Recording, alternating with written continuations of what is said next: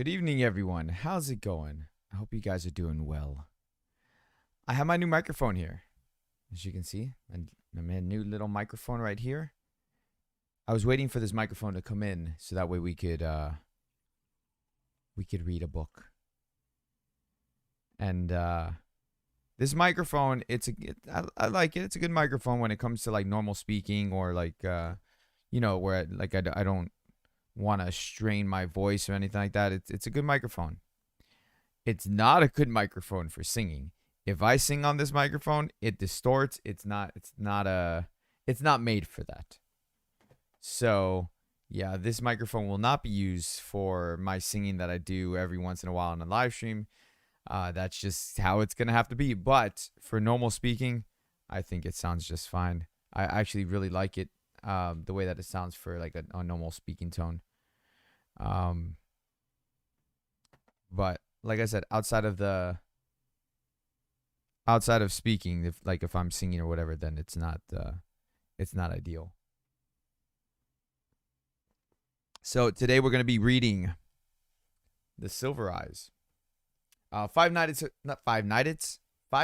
Freddy's, The Silver Eyes.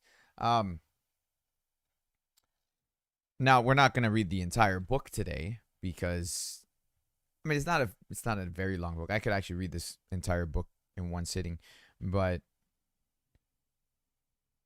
yeah, it's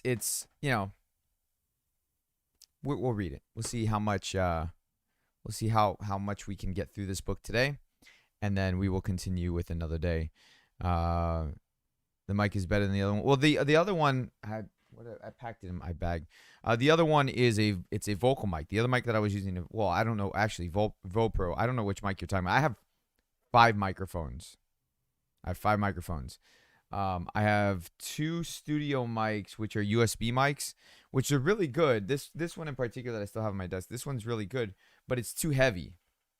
So I can't put it on this microphone arm because it's too heavy.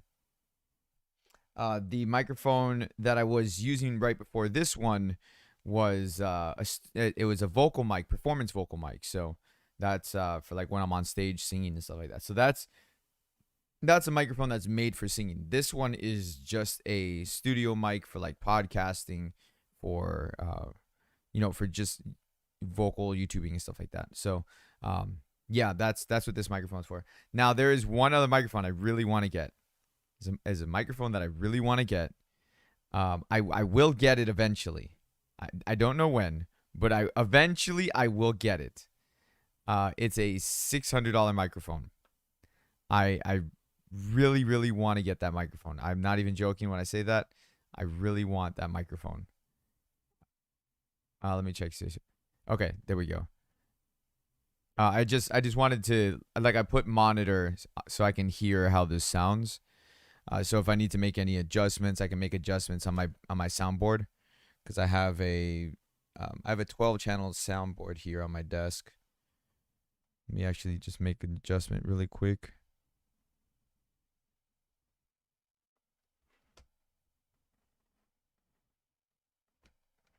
Okay, so that should be a little bit better. All right, so we're gonna be reading The Silver Eyes, so you guys can like put me in the background, do whatever you're gonna do. But I figure we're gonna have some fun here, doing something that we don't normally do on the channel, because you guys like FNAF, you guys like Five Nights at Freddy, so we're gonna go ahead and read this. Mr. Hippo from the FNAF franchise in the game Ultimate Custom Night mostly tells stories that are literally about his life with Orville Elephant, another animatronic in Ultimate Custom Night. But this is better. All right. Okay, so let's go ahead and get started. The Silver Eyes. And no, there are no pictures in this book. Okay, it's not a picture book. I'm an adult. I don't read picture books. If I'm going to read a picture book, it's going to be a comic book or a manga. Okay? All right. Chapter 1. He sees me. Charlie dropped to her hands and knees. She was wedged behind a row of arcade games, cramped in the crawl space between the consoles and the wall, tangled electrical cords and useless plugs strewn beneath her. She was cornered.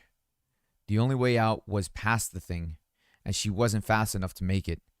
She could see him stalking back and forth, catching flickers of movement through the gaps between the games. There was scarcely enough room to move, but she tried to crawl backwards. Her foot caught on a cord. She stopped, contouring herself to carefully dislodge it. She heard the clash of metal on metal, and the farthest console rocked back against the wall. He hit it again, shattering the display, then attacked the next, crashing against them almost rhythmically, tearing through the machinery, coming closer. I have to get out. I have to. The panic thought was of no help. There was no way out. Her arm ached, and she wanted to sob aloud. Blood soaked through the tattered bandage, and it seemed as though she could feel it draining out of her. The console a few feet away crashed against the wall, and Charlie flinched. He was getting closer. She could hear the grinding of gears and the clicking of servos even louder. Eyes closed, she could still see the way he looked at her. She saw... See the matted fur. I'm sorry. I need better prescriptions for my glasses. See the matted fur and the exposed metal beneath the synthetic flesh. Suddenly, the console in front of her was wrenched away. It toppled over, thrown down like a toy. The power cords beneath her hands and knees were yanked away, and Charlie slipped, almost falling. She caught herself and looked up just in time to see the downward swing of a hook. That's Foxy that they were describing. Huh.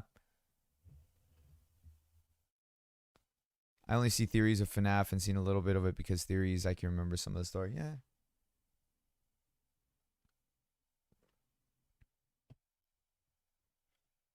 Welcome to Hurricane, Utah. Is there really a place called Hurricane in Utah? That is an epic name for a city. This coming from somebody who's been in a bunch of hurricanes. Charlie smiled wryly at the sign and kept driving. The world didn't look any different from one side of the sign to the other, but she felt a nervous anticipation as she passed it. She didn't recognize anything. Then again, she hadn't really expected to. Not this far at the edge of town where it was all highway and empty space. Now I have life as a highway in my head. Thank you, book. She wondered what the others would look like, who they were now. 10 years ago, they'd been best friends. And then it happened, and everything ended, at least for Charlie. She hadn't seen any of them since she was 7 years old. They had written all the time as kids, especially Marla, who wrote like she talked, fast and incoherent. That's funny. I actually write like that. You know, it's fine. Don't sidetrack. But as they got older, they had grown apart. The letters had grown fewer and further between, and the conversations leading up to this trip had been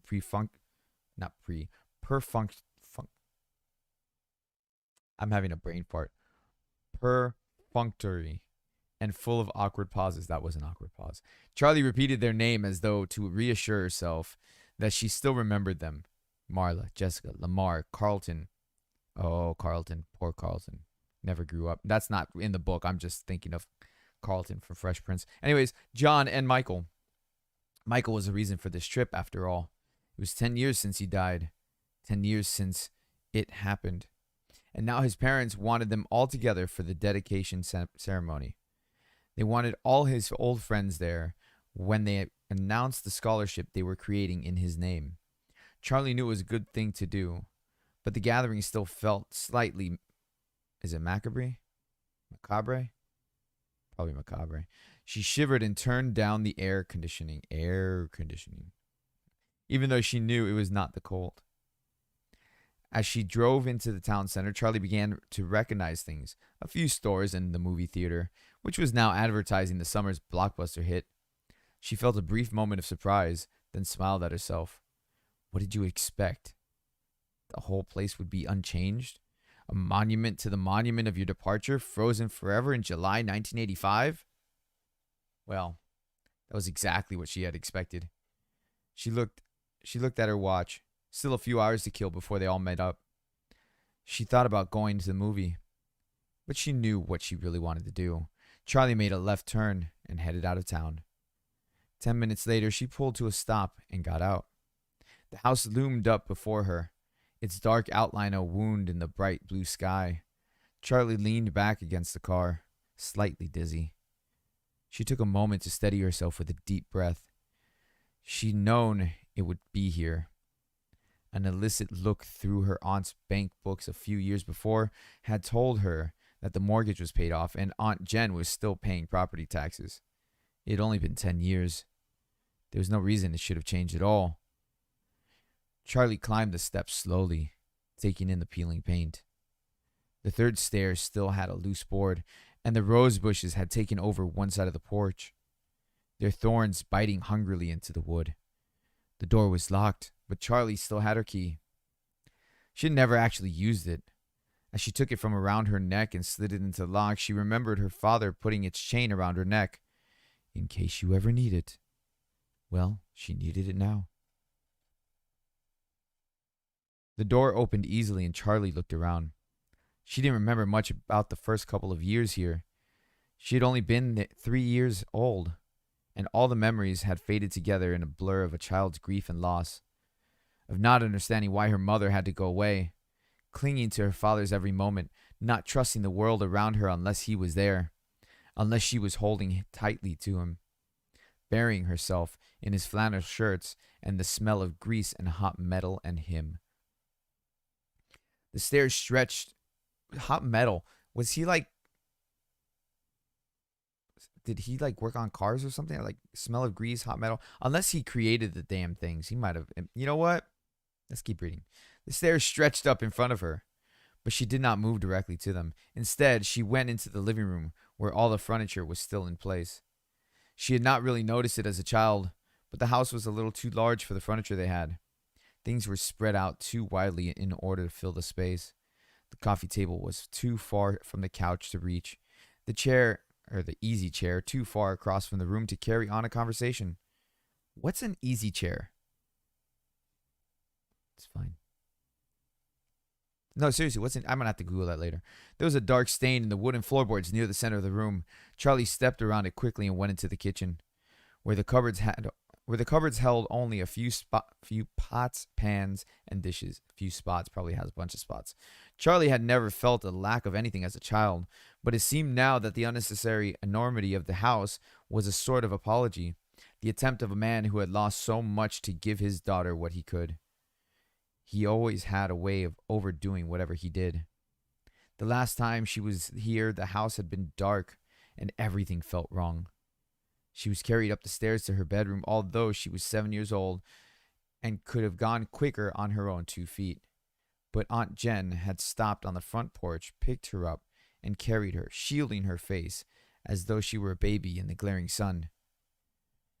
In her room, Aunt Jen set Charlie down and closed the bedroom door behind them. She told her to pack her suitcase, and Charlie had cried because all the things could never fit into a small case. We can come back for the rest later, Aunt Jen said, her impatience leaking through as Charlie hovered indecisively at her dresser, trying to decide which t-shirts to bring along. They had never come back for the rest. Charlie mounted the stairs, heading to her old bedroom. The door was partially cracked, and as she opened it, she had a giddy feeling of displacement, as though her younger self might be sitting there among her toys, might look up at her and ask, "Charlie, who are you?"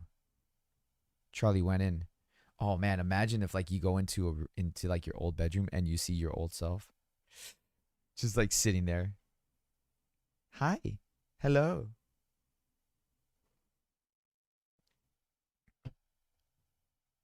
Guys, do me a huge favor. Hit the thumbs up on the stream. I'd appreciate that. It would help me out a lot. Like it makes me feel better about myself for actually doing something like this.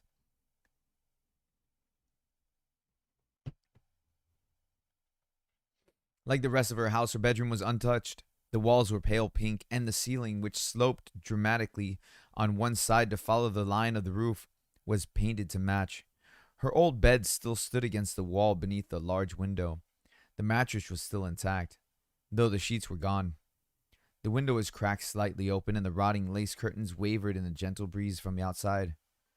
There was a dark water stain in the paint beneath the window, where the weather had gotten in over the years, betraying the house's neglect. Charlie climbed onto the bed and forced the window shut. It obeyed with a screech, and Charlie stepped back and turned her attention to the rest of the room, to her father's creations. Oh, that's creepy. Ooh, that is creepy. Like, you go into your room, you turn around, and you just see, like, animatronics just there. Their first night in the house, Charlie had been afraid to sleep alone. She did not remember the night, but her father had told her about it often enough that the story had taken on the quality of memory. She sat up and wailed until her father came to find her, until he scooped her up and held her and promised her he would make sure she was never alone again. He scooped her, guys. Let's remember that. He scooped her. Okay? Let's just remember that. Just because, people get scooped in the FNAF world, apparently. The next morning, he took her by the hand and led her to the garage, where he set to work keeping that promise. The first of his inventions was a purple rabbit, now gray with age from years of sitting in the sunlight. Her father had named him Theodore.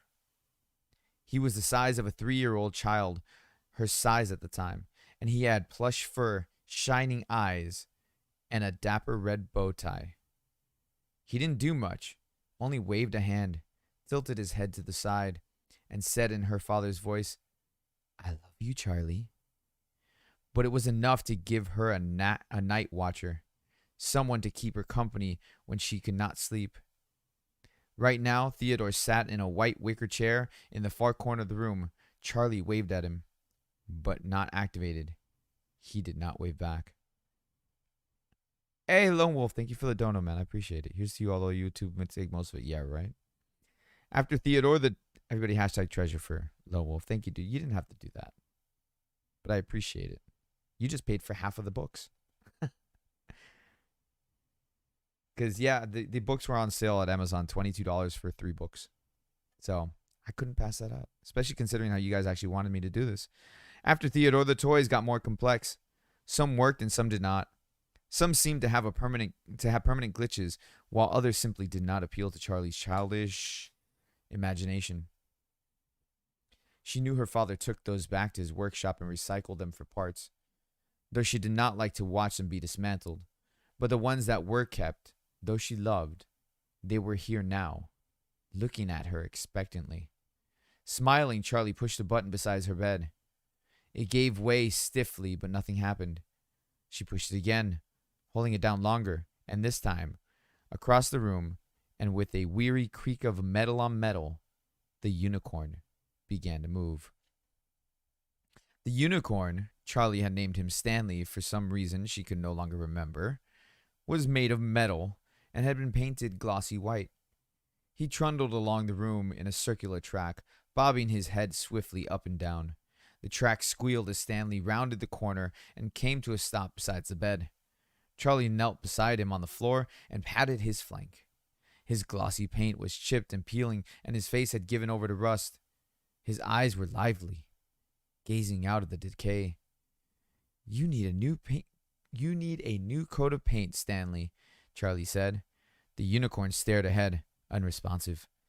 At the foot of the bed, there was a wheel made of patched-together metal. It had always reminded her of something she might find on a submarine. Charlie turned it.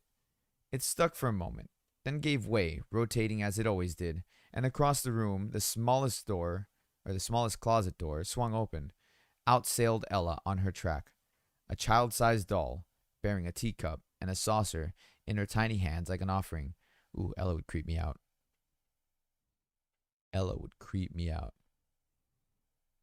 Ella's plaid dress was still crisp, and her patent leather shoes still shone.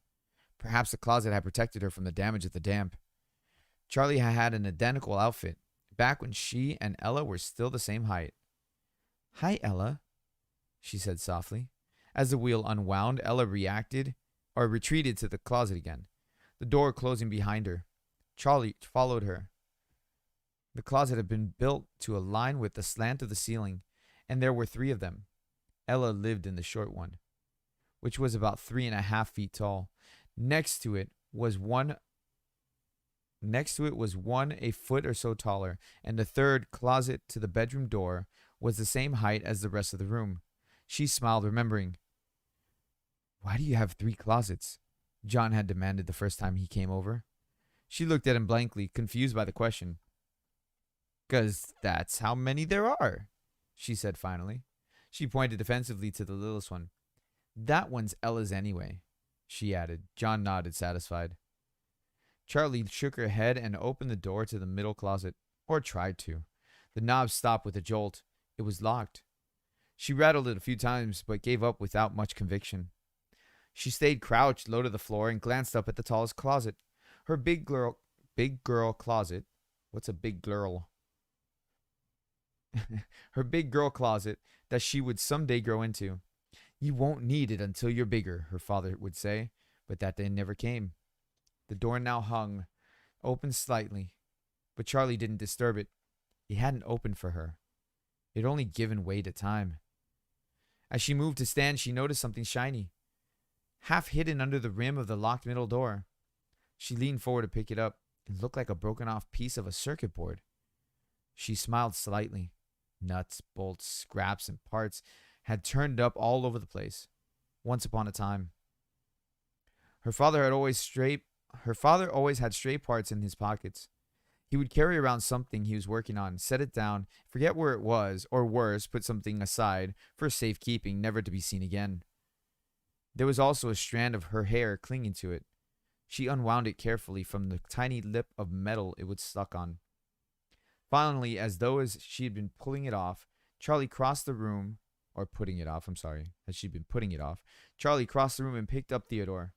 His back had not faded in the sun like the front of his body, and it was the same rich dark purple she remembered. She pressed the button at the base of his neck, but he remained lifeless. His fur was threadbare, one ear hanging loose by the single rotting thread, and through the hole, she could see the green plastic of his circuit board. Charlie held her breath, listening fearfully for something.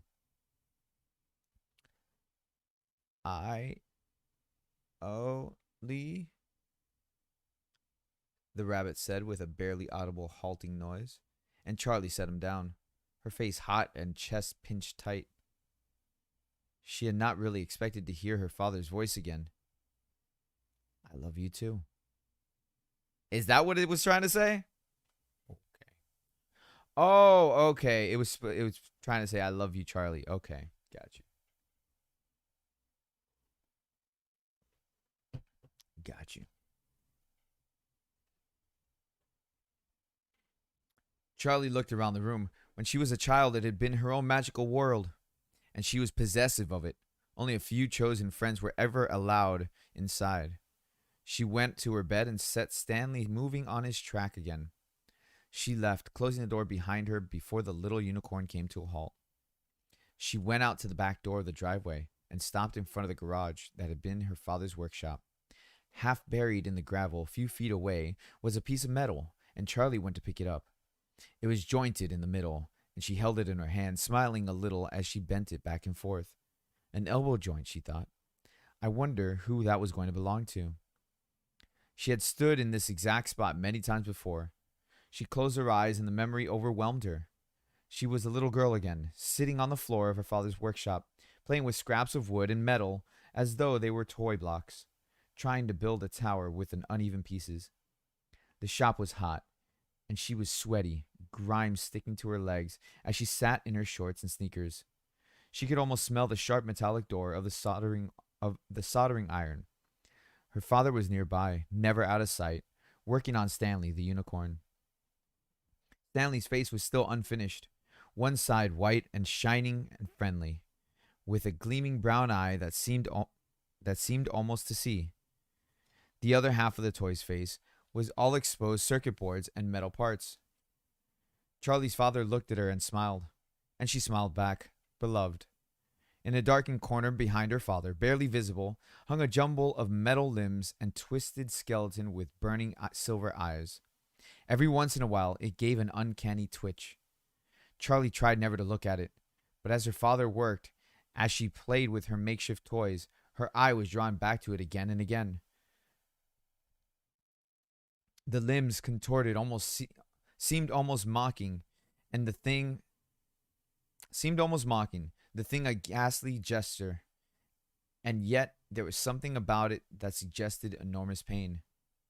Daddy? Charlie said, and her father did not look up from his work. Daddy, she said again, more urgently, and this time he turned to her slowly, as though not fully present in the world. What do you need, sweetie? She pointed to the metal skeleton. Does it hurt? She wanted to ask the question, but when she looked into her father's eyes, she found she could not. She shook her head. Nothing. He nodded at her with an absent smile and went back to his work. Behind him, the creature gave off another awful twitch, and its eyes still burned. Charlie shivered and drew herself back to the present. She glanced behind her, feeling exposed. She looked down, and her gaze fixed on something, 3 widely spaced grooves in the ground. She knelt thoughtfully and ran her finger over one of them. The gravel was scattered away, the marks worn heavily into the dirt. A camera tripod of some sort? It was the first unfamiliar thing she'd seen. The door to the workshop was cracked open slightly, inviting, but she felt no desire to go inside. Quickly, she headed back to her car, but she stopped as soon as she settled into the driver's seat. Her keys were gone, having probably fallen out of her pocket somewhere inside the house. She retraced her steps, merely glancing into the living room and kitchen before heading up to the bedroom. The keys were on the wicker chair beside Theodore the rabbit.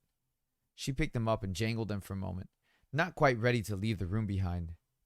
She sat down on the bed. Stanley the unicorn had stopped beside the bed, as he always did, and as she sat up, she patted him absently on the head. It had grown dark while she was outside, and the room was now cast in shadows. Somehow, without the bright sunlight, the toy's flaws and deterioration were thrown into sharp relief. Theodore's eyes no longer shone, and his thin fur and hanging ear made him look like a sickly vagabond. When she looked down at Stanley, the rust around his eyes made them look like hollow sockets, and his bare teeth, which she had always thought of as a smile, became the awful, knowing grin of a skull.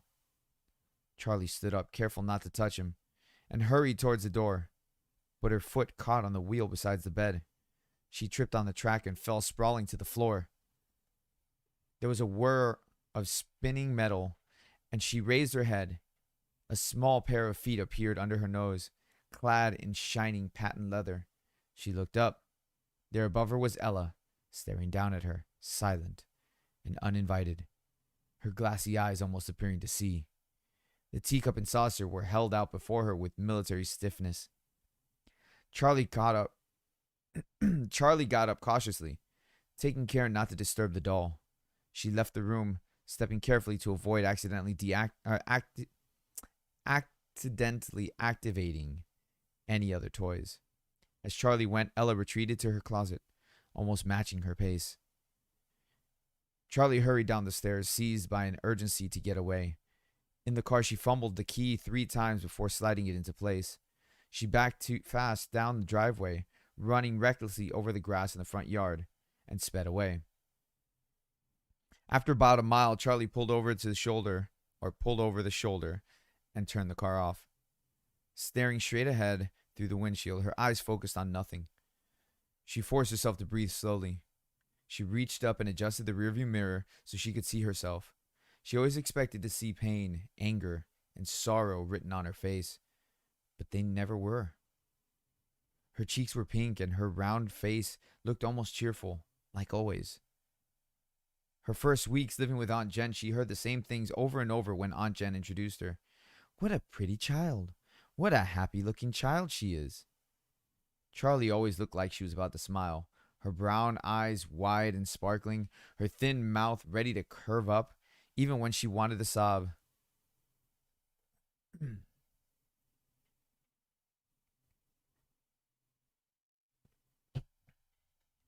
I had a show last night. My voice is a little not sore, but raw, I guess you could say. My voice is a little raw because I had a show last night. So, yeah. Where were we? The incongruity was a mild betrayal. She ran her fingers through the light brown hair as though that would magically fix its slight frizziness and put the mirror back into position. She turned the car back on and searched for the radio station, hoping music might bring her fully back to reality. She flipped from station to station, not really hearing what any of them were playing, and finally settled on an broadcast with a host who seemed to be yelling condescendingly at his audience. She had no idea what he was yelling about, but the brash and annoying sound was enough to jar her back to the present. Now I have the hiccups. Hold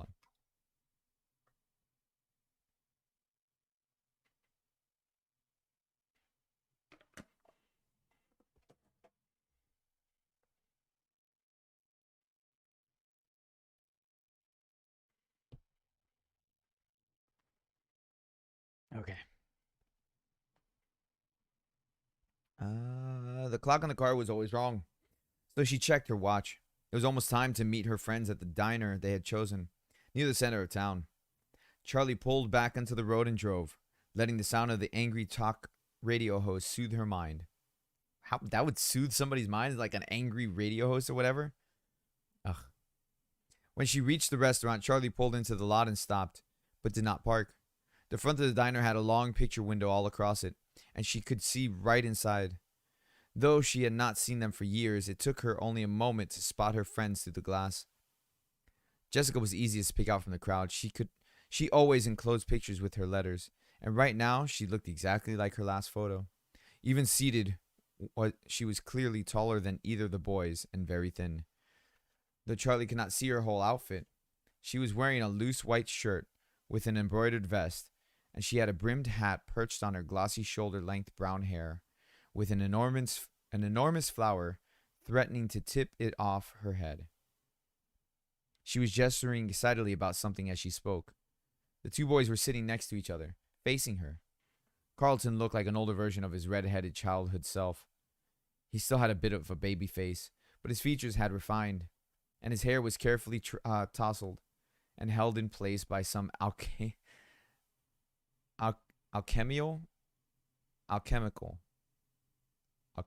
hair product.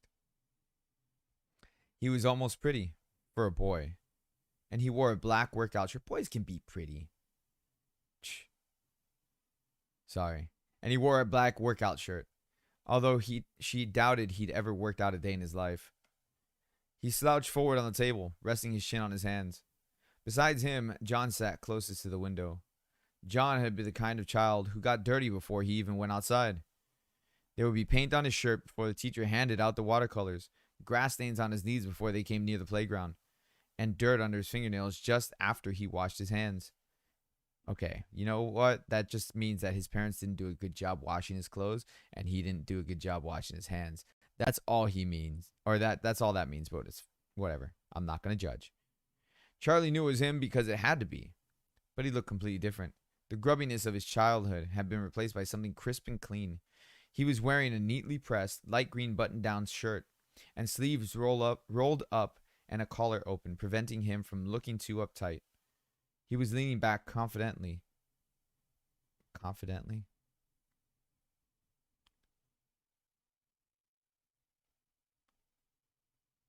Confidently. In the booth, nodding enthusiastically, apparently absorbed in whatever Jessica was saying. The only concession to his former self was his hair, sticking up all over his head, and he had a 5 o'clock shadow, a smug adult version of a dirt he was always covered in as a kid. I can't even grow a 5 o'clock shadow. I shave and it's like a 2-day shadow. Charlie smiled to herself. John had been something like her childhood crush, before either of them really understood what that meant. He gave her cookies from his Transformers lunchbox, and once in kindergarten, he took the blame when she broke the glass jar that held colored beads for arts and crafts. She remembered the moment when it slipped from her hands, and she watched it fall. She could not have moved fast enough to catch it, but she would not have tried. She wanted to see it break. The glass hit the wood floor and shattered into 1,000 pieces, and the beads scattered, many-colored among the shards. She thought it was beautiful, and then she started to cry. John had a note sent home to his parents, and when she told him thank you, he had winked at her with an irony beyond his years and simply said, "For what?" After that, John was allowed to come to her room. She let him play with Stanley and Theodore, watching anxiously the first time he learned to press the buttons and make them move. She would be crushed if he didn't like them, knowing instinctively that it would make her think less of him. They were her family. But John was fascinated as soon as he saw them. He loved her mechanical toys, and so she loved him. 2 years later, behind the tree beside her father's workshop, she almost let him kiss him. Kiss her. Yes, she almost let him kiss him. She almost let him kiss her. And then it happened. And everything ended. At least for Charlie. Charlie shook herself, forcing her mind back to the present, looking again at Jessica's polished appearance. She glanced down at herself. Purple t-shirt, denim jacket, black jeans, and combat boots. It had felt like a good choice this morning, but now she wished she had chosen something else. This is all you ever wear, she reminded herself. She parked and locked the car behind her. And even though people in Hurricane did not usually lock their cars, such a great name for a city. Sorry. Then she went into her diner to meet her friends for the first time in 10 years. The warmth, noise, and light of the restaurant hit her in a wave as she entered. For a moment she was overwhelmed, but Jessica saw her pause in the doorway and shouted her name. Charlie smiled and went over. "Hi," she said awkwardly, flicking her eyes at each of them but not fully making contact. Jessica scooted over on the red vinyl bench and patted the seat beside her. "Here, sit," she said.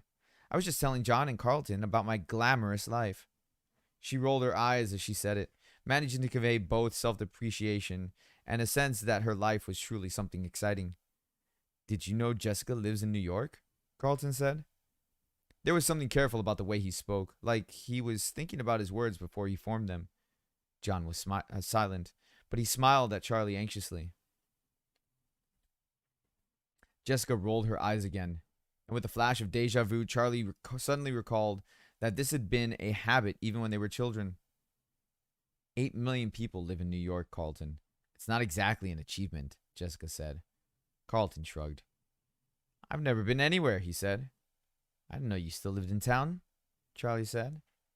Where else am I going to live? My family's been here since 1896. "Oh, I would have left," he added, deepening his voice to mimic his father. Oh, I should have read that then. Like, "Where else am I going to live? My family been here since 1896. That's probably how his father. That's how his father talks. That's how his father talks, guys. Just like that. "Is that even true?" Charlie asked. "I don't know," Carlton said in his own register. "Could be.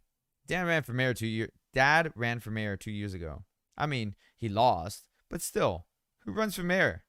He made a face. "I swear, the day I turn 18, I'm out of here." "Where are you going to go?" John asked, looking seriously at Carlton. Carlton met his eyes, just as serious for a moment. Abruptly, he broke away and pointed out the window, closing one eye as if to get his aim true. John raised an eyebrow as he looked out the window, trying to follow the line Carlton was pointing to. Charlie looked too. Carlton wasn't pointing at anything. John opened his mouth to say something, but Carlton interrupted. "Or," he said, as he smoothly pointed in the opposite direction. "Okay," John scratched his head, looking slightly embarrassed. "Anywhere, right?" he added with a laugh. "Where's everyone else?" Charlie asked, peering out the window and searching for the parking lot for new arrivals.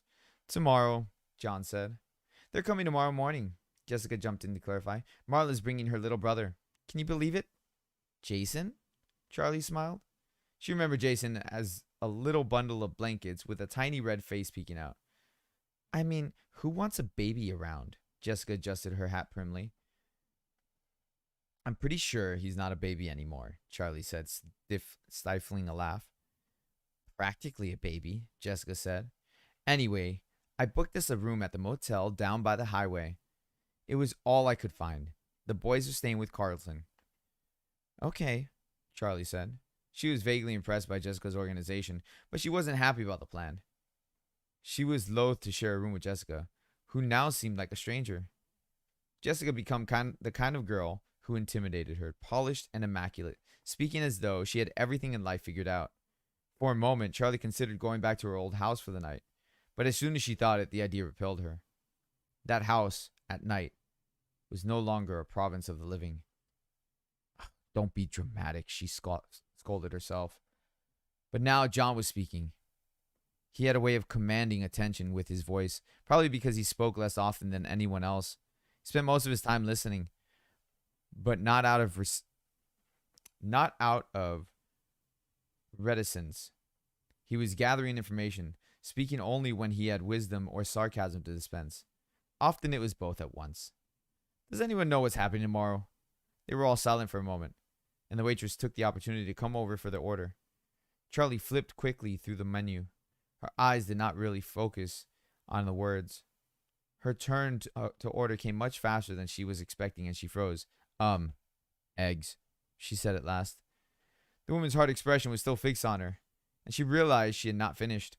Scrambled wheat toast, she added, and the woman went away. Charlie looked back down at the menu. She hated this about herself. When she was caught off guard, she seemed to lose all ability to act or process what's going on around her. People were incomprehensible, their demands alien. Ordering dinner shouldn't be hard, she thought. The others had begun their conversations again, and she turned her attention to them, feeling like she had fallen behind. What do we even say to his parents? Jessica was saying. Carlton, do you ever see them? Charlie asked. Not really, he says. Around, I guess. Sometimes. I'm surprised they stayed in Hurricane, Jessica said with a note of worldly disapproval in her voice. Charlie said nothing, but she thought, how could they not? His body had never been found. How could they not have secretly hoped he might come home, no matter how impossible they knew it was? How could they leave the only home Michael knew? It would mean really finally giving up on him. Maybe that's what this scholarship was. Maybe that's what the scholarship was, an admission that he was never coming home. Charlie was acutely aware that they were in a public place where talking about Michael felt inappropriate. They were, in a sense, both insiders and outsiders. They had been closer to Michael, probably more than anyone in this restaurant, but with the exception of Carlton, they were no longer from Hurricane. They did not belong. She saw the tears falling on her paper placemat before she felt them, and she hurriedly wiped her eyes, looking down and hoping no one had noticed. When she looked up, John appeared to be studying his silverware, but she knew he had seen. She was grateful to him for not trying to offer comfort. John, do you still write? Charlie asked. John had declared himself an author when they were about 6, having learned to read and write when he was 4, a year ahead of the rest of them. At an age of 7, he had completed his first novel and pressed his poorly spelled, inscrutably illustrated creation on his friends and family, demanding reviews. Charlie remembered that she had given him only 2 stars.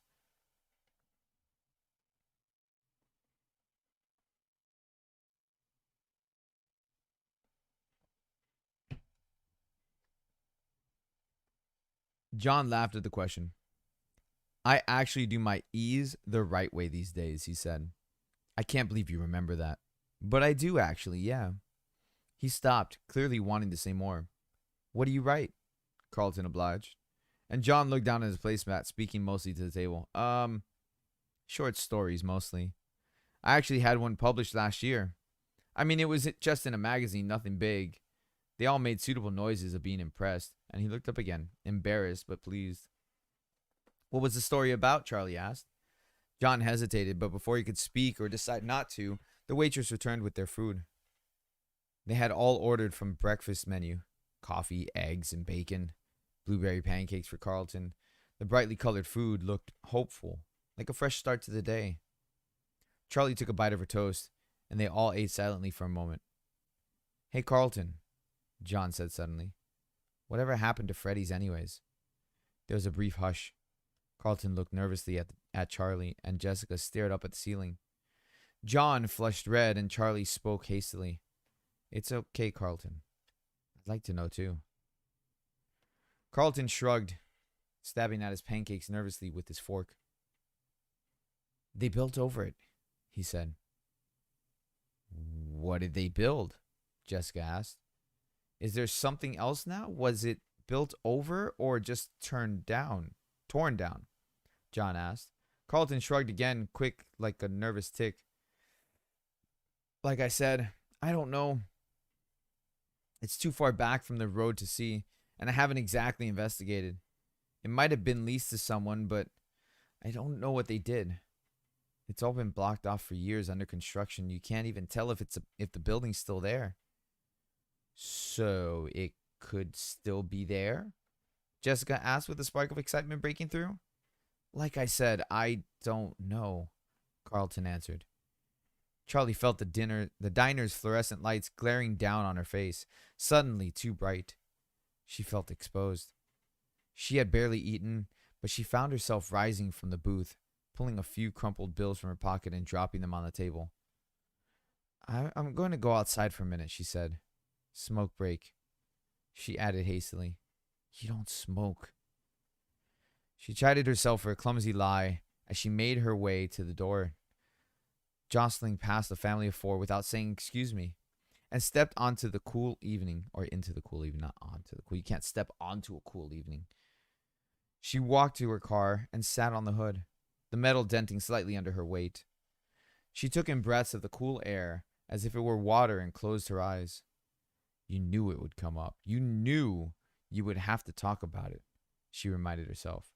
She had practiced on the drive here, had forced herself to think back to happy memories, to smile and say, Remember when? She thought she was prepared for this, but of course she had been wrong. Why else would she have run out of the restaurant like a child? Charlie? She opened her eyes and saw John standing next to the car, holding her jacket out in front of him like an offering. You forgot your jacket, he said, and she made herself smile at him. Thanks, she said. She took it and draped it over her shoulders, then slid over the car's hood for him to sit. Sorry about that, she said. In the dim lights of the parking lot, she could still see him blush to the ears. He joined her on the car's hood, leaving a deliberate space between them. I haven't learned to think before I talk. I'm sorry, John. I'm sorry. I'm like fumbling all over words right now. John watched the sky as the plane passed overhead. Charlie smiled, this time unforced. It's okay. I knew it was going to come up. I had to. It sounds stupid, but I never think about it. I don't let myself. No one knows what happened except my aunt, and we never talk about it. Then I come here and suddenly it's everywhere. I was just surprised, that's all. Uh-oh, John pointed, and Charlie saw Jessica and Carlton hesitating in the doorway of the diner. She waved them over and they came. Remember that time at Freddy's when the merry-go-round got stuck and Marla and that mean kid Billy had to keep riding it until their parents plucked them off? Charlie said. John laughed, and the sound made her smile. Their faces were bright red, crying like babies. She covered her face, guilty that it was so funny to her. There was a brief, surprised silence. Then Carlton started laughing. Then Marla puked all over him. Sweet justice, Charlie said. Actually, I think it was nachos, John added. Jessica wrinkled her nose. So gross. I never wrote it again, not after that. Oh, come on, Jessica. They cleaned it up, said Carlton. And I'm pretty sure kids puked all over that place. Those wet floor signs weren't there for a reason. Right, Charlie? Shh, don't look at me, she said. I never puked. We used to spend so much time there. Privileges of knowing the owner's daughter, Jessica said, looking at Charlie with a mock accusation. I couldn't help who my dad was, Charlie said, laughing. Jessica looked thoughtful for a moment before she continued. I mean, how could you have a better childhood than spending all day at Freddy Fazbear's Pizza? I don't know, said Carlton. I think that music got to me over the years. He hummed a few bars of the familiar song. Charlie dipped her head to it, recalling the tune. I love those animals so much, Jessica said suddenly. What's the proper term for them? Animals, robots, mascots? I think they're all accurate. Charlie leaned back. Well, anyways, I used to go and talk to the bunny. What was his name? Bonnie, Charlie said. Yeah, said Jessica. I used to complain to him about my parents. I always thought he had an understanding look about him. Carlton laughed. Animatronic therapy. Recommended by 6 out of 7 crazy people. Shut up, Jessica retorted. I knew he wasn't real. I just liked talking to him. Charlie smiled a little. I remember that, she said. Pepperidge Farm remembers.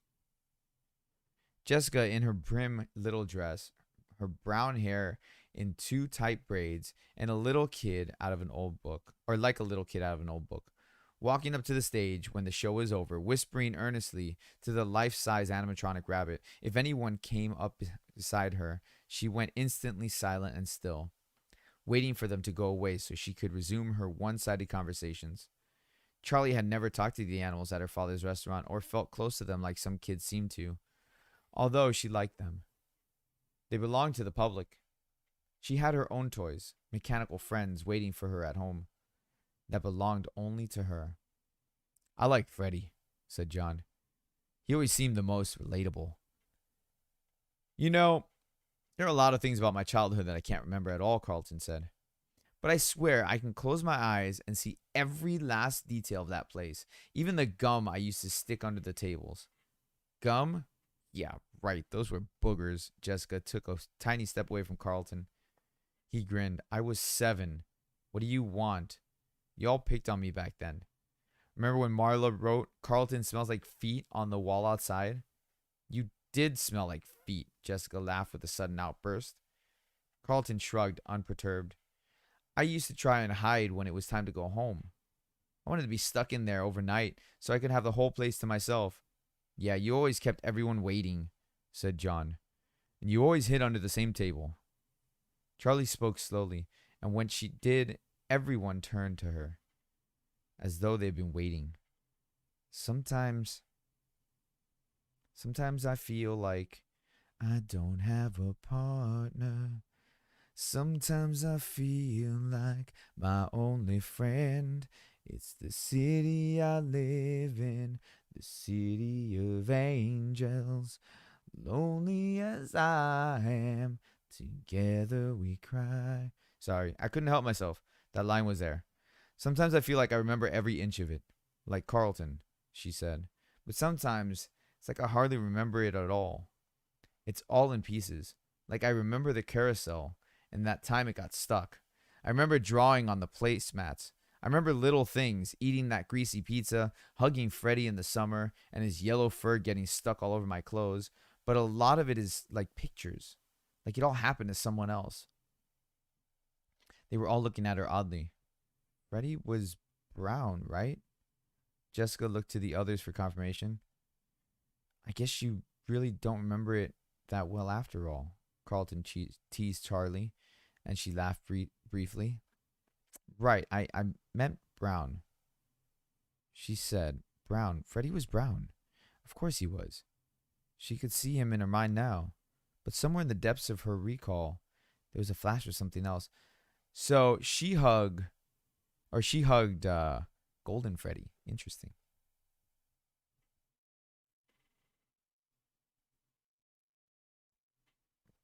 Just give me a second. I gotta drink.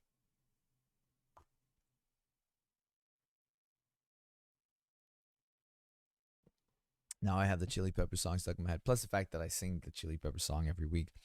I don't ever wanna feel like I did that day. Take me to the place I love.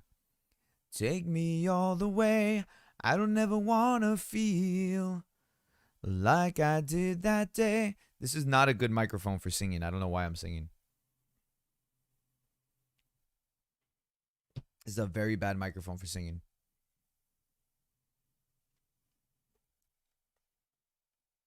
All right.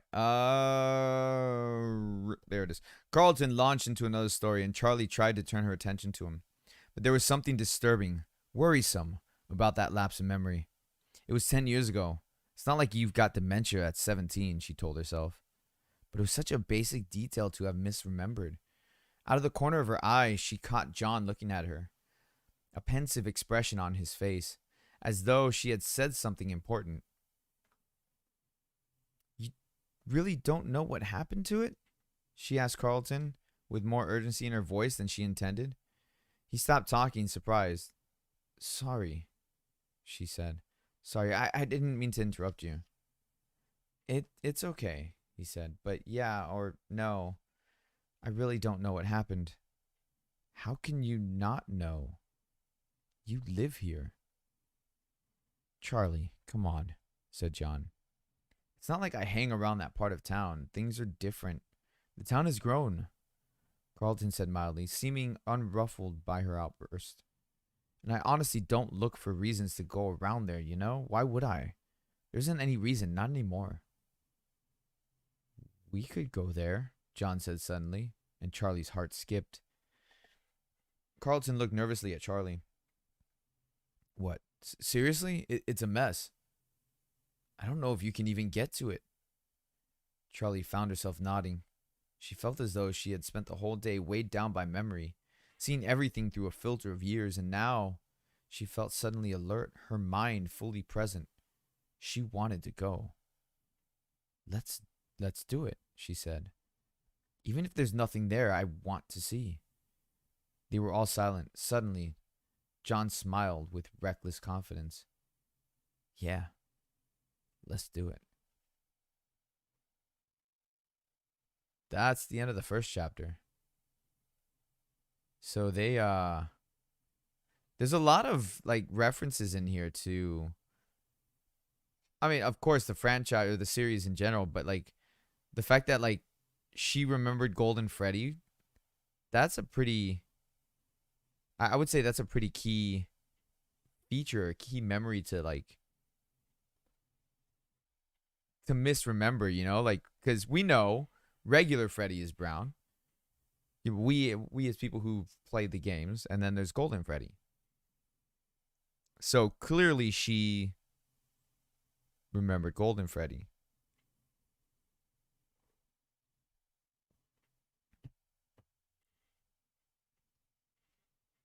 Chapter 2.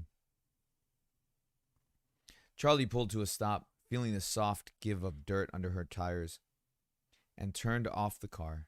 She got out and surveyed their surroundings.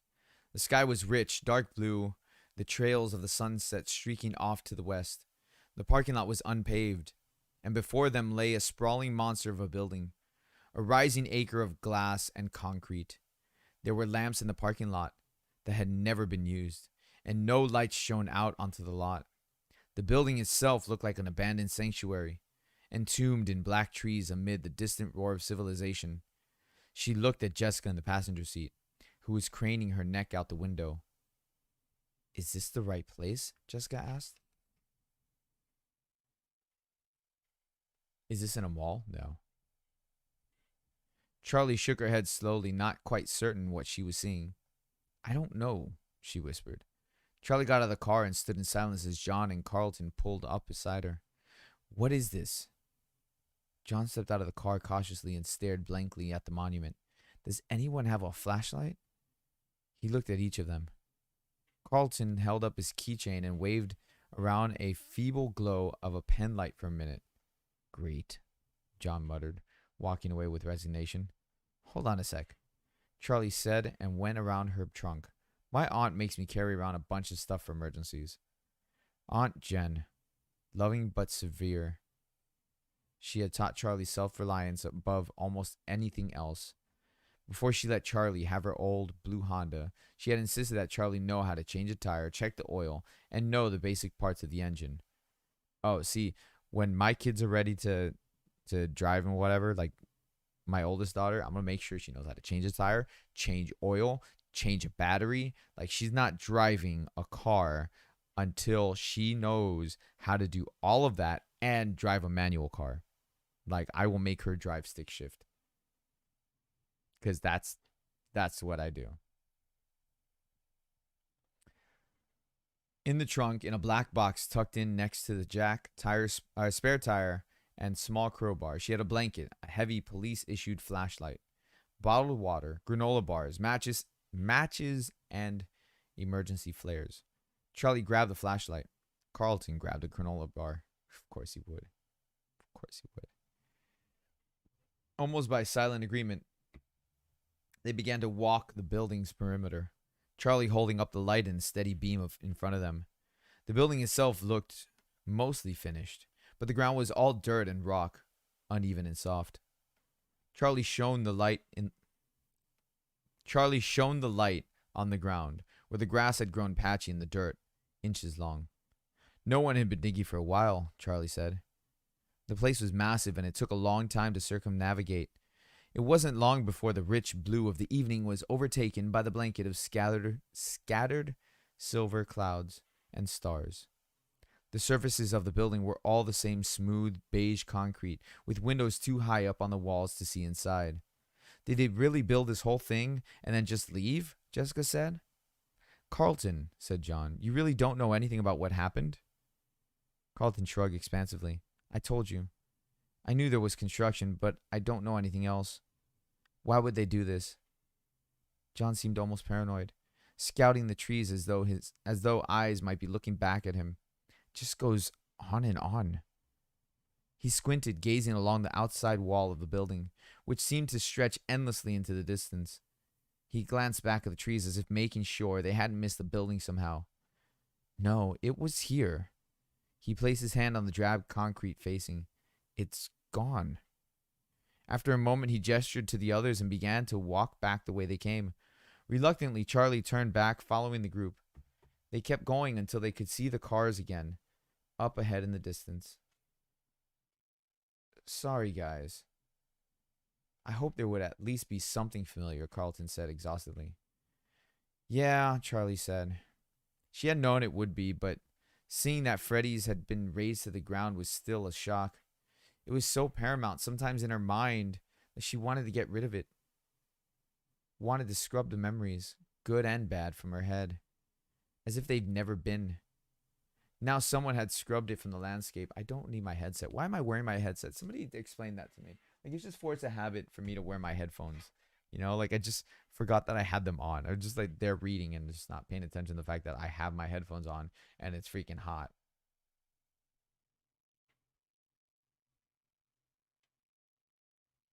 So, yeah, I don't know why I had my headphones on, but whatever.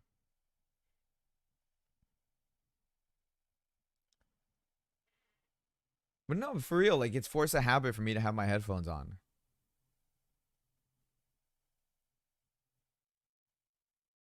Oh, okay. Where were we? Okay, there it is. Now someone had scrubbed it from the landscape and it felt like a violation. It should have been up to her. Right? She thought. Because you had the money to buy it and preserve it, like Aunt Jen did with the house. Charlie? John was saying her name and it sounded like he was repeating it. Sorry, she said. What were you saying? Do you want to go inside? Jessica asked. Charlie was surprised they were only now considering this, but then again, none of them was usually prone to criminal activity. The thought was a release, and she took a deep breath, speaking out in her exhale. Why not? She said, almost laughing. She hefted the flashlight. Her arms were getting tired. Anyone else want to turn?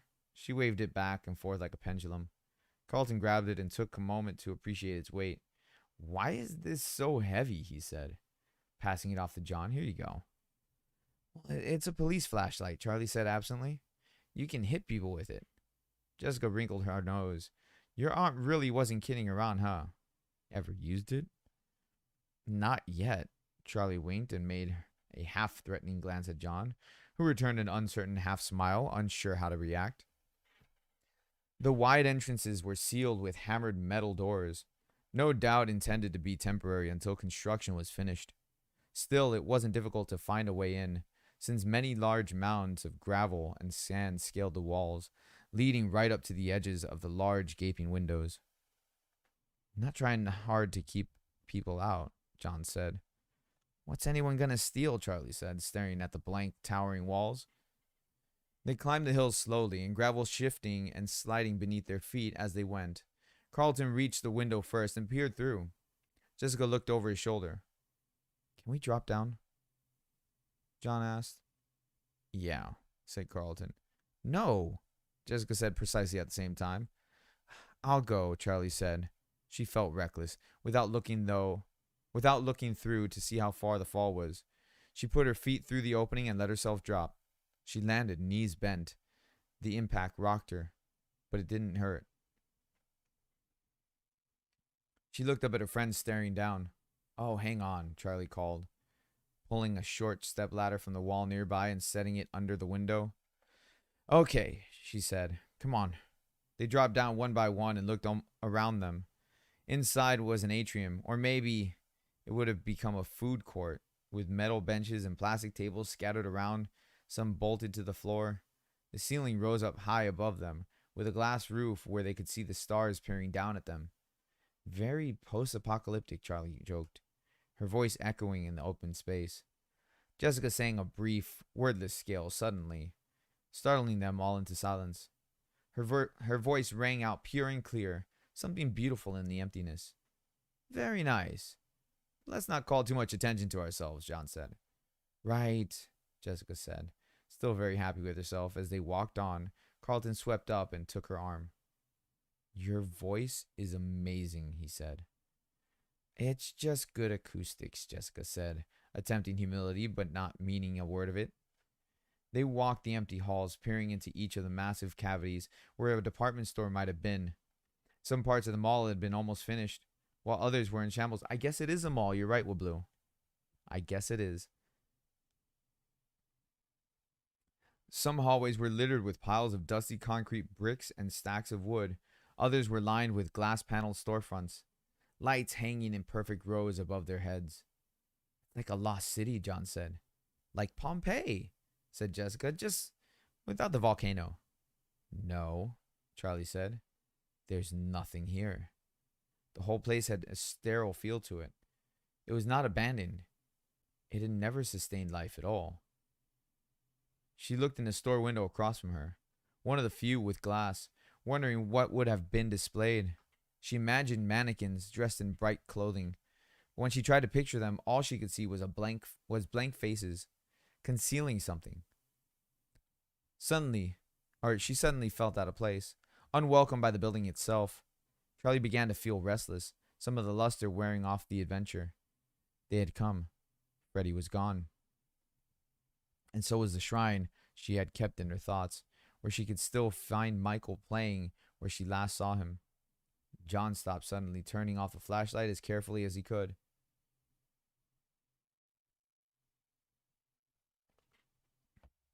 He put a finger to his lips, motioning for silence.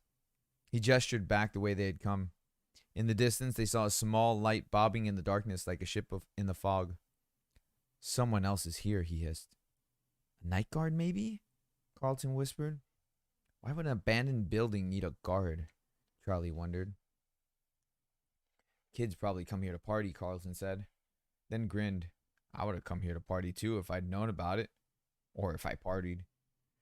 "Okay, well, let's backtrack slowly," John said. "Jessica," he started, then made a zip it motion across his lips. They continued down the hallway, this time with only the dimmer light of Carlton's keychain. "Wait." Jessica stopped with a whisper, looking intently at the wall surrounding them. "Something's not right." "Yeah, no giant pretzels. I know." Carlton seemed sincere. Jessica waved a hand at him impatiently. "No, something isn't right about the architecture." She took several steps back, trying to see the whole of it. "Something is definitely not right," she repeated. "It's bigger on the outside." "Bigger on the outside?" Charlie repeated, sounding puzzled. "I mean, there's a difference between where the inside wall is and where the outside wall is. Look." Jessica ran along the length of the wall between two stores, or between where two stores would have been. There would have been a store here and a store there. John pointed to the obvious, not understanding the problem. "But there's something in the middle," Jessica exclaimed, beating her hand against an empty portion of the wall. "This part juts out into the parking lot, like the stores on each side, but there's no way into it." "You're right." Charlie started walking towards Jessica, studying the walls. "There should have been another entrance here. And," Jessica dropped her voice so that only Charlie could hear her, "about the same size as Freddy's. Don't you think?" Charlie's eyes widened and took a quick step back from Jessica. What are you two whispering about? Carlton stepped closer. We're talking about you, Jessica said sharply, and they walked into one of the vacant department stores that seemed to sandwich the sealed space.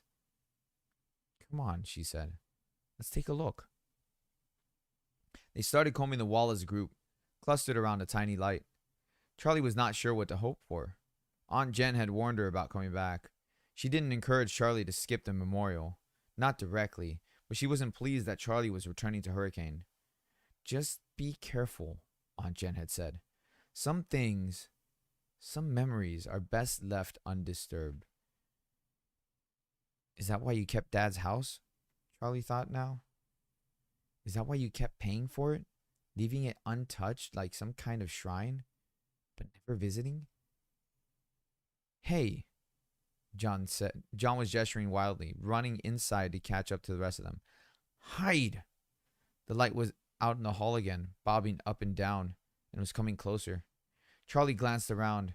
They were already too deep inside the massive store to get out in time, and there seemed to be nowhere to hide. Here, Jessica whispered. There was a break in the wall besides the rig of scaffolding, and they hurried into it, squeezing past stacks of open boxes and sheets of plastic hanging from the ceiling. They made their way down what appeared to be a makeshift hallway just on the other side of the department store wall. It was really more like an alley. It was incongruous. Is that the proper way to say that? Whatever. With the rest of the mall. Not shiny and new, but dank and musty. One wall was made of the same concrete as the outside of the building, though it was rough and unfinished, and the other was exposed brick. Some parts faded smooth with age, others with the mortar crumbling, leaving chinks and holes. Heavy wooden shelves of cleaning equipment stood against the wall, listing to the side, their boards sinking under the weight of the old paint cans and mysterious buckets. Something was dripping from uncovered pipes overhead, leaving puddles that they all stepped carefully around. A mouse scuttled by, almost running over Carlton's foot. Carlton made a strangled sound, hand over his mouth. They crouched down behind one of the wooden shelving units pressed up against the wall. Charlie doused the light and waited. She took shallow breaths, perfectly still, watching and wishing she had picked a better position to freeze into. After a few minutes, her legs started to feel numb under her, and Carlton was so close that she could smell the light, pleasant scent of a shampoo. Oh, that she could smell the light, pleasant scent of a shampoo. She's not gonna smell a light. Wow, dude. Yeah, smell a light. Okay, we're smelling lights now, guys. Let me know if you can smell a light. I mean, you probably can, just like not the light itself, but the light bulb, like the burning of like metal or whatever. But that's your homework. Go smell a light. That's nice, she whispered. Thanks, Carlton said, knowing immediately what she was referring to. It comes in ocean breeze and tropical paradise. I prefer ocean breeze, but it dries the scalp. Hush, John hissed. Charlie wasn't sure why she was so worried. It was just a night guard, and at the worst they would be asked to leave, maybe yelled at a little. She had an overblown aversion to getting into trouble. The bobbing light came closer. Charlie was acutely aware of her body, holding every muscle motionless. Suddenly, she could make out a thin figure leaning in from the great room outside. He shone his light in a long beam down the hallway, sweeping it up and down the walls. He's got us, Charlie thought. But inexplicably, he turned and went, apparently satisfied. They waited another few minutes, but there was nothing. He was gone. They all moved slowly out of their crouched positions, stretched limbs that had gone to sleep. Carlton shook one foot vigorously until he could stand on it. Charlie looked down at Jessica, who was still hunched over, as if frozen in time. Jessica, are you okay? She whispered. Jessica looked up, smiling.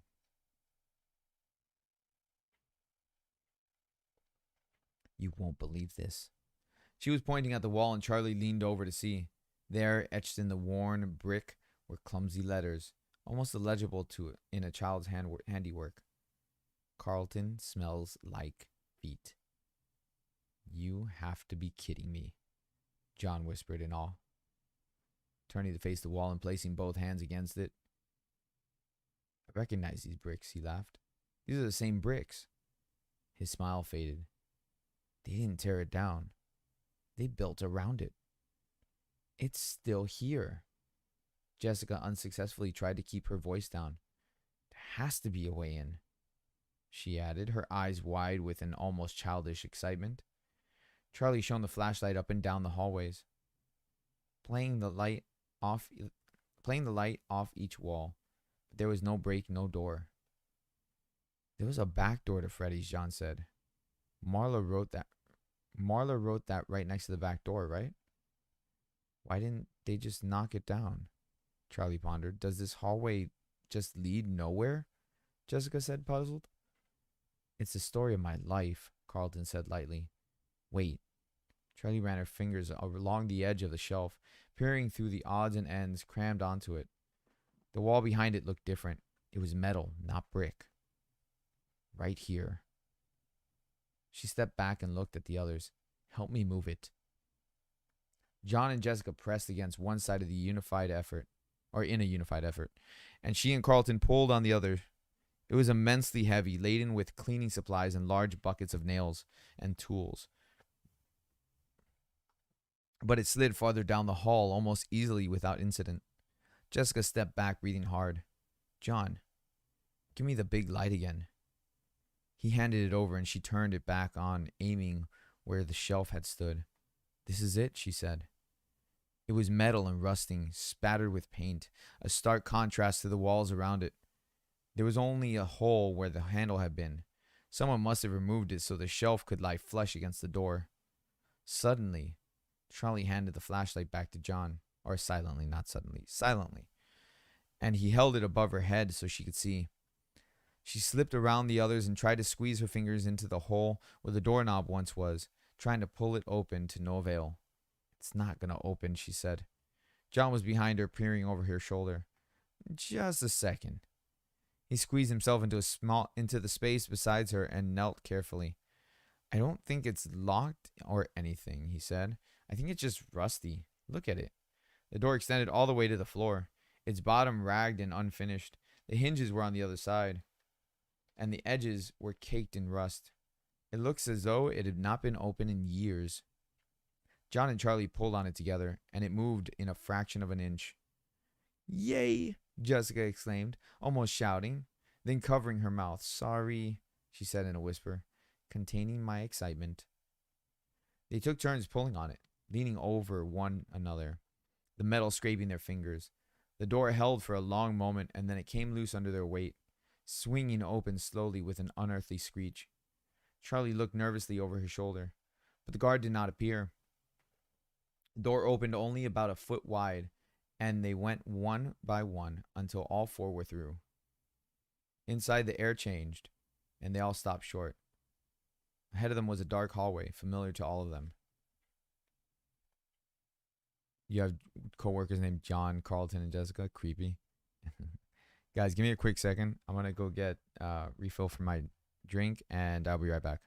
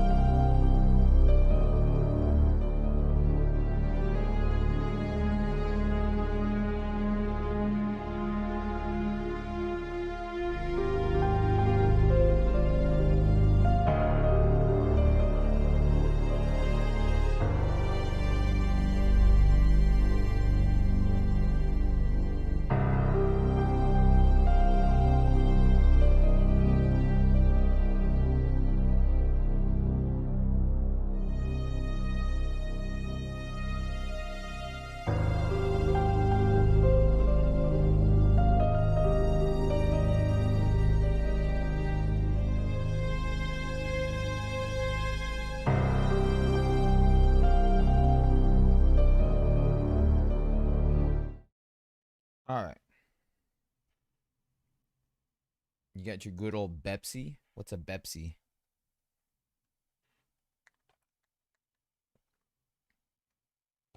For real, what's a Bepsi?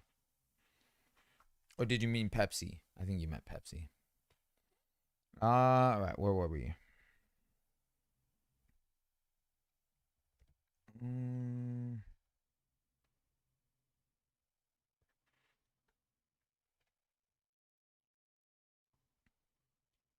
sorry, I'm trying to find where we were.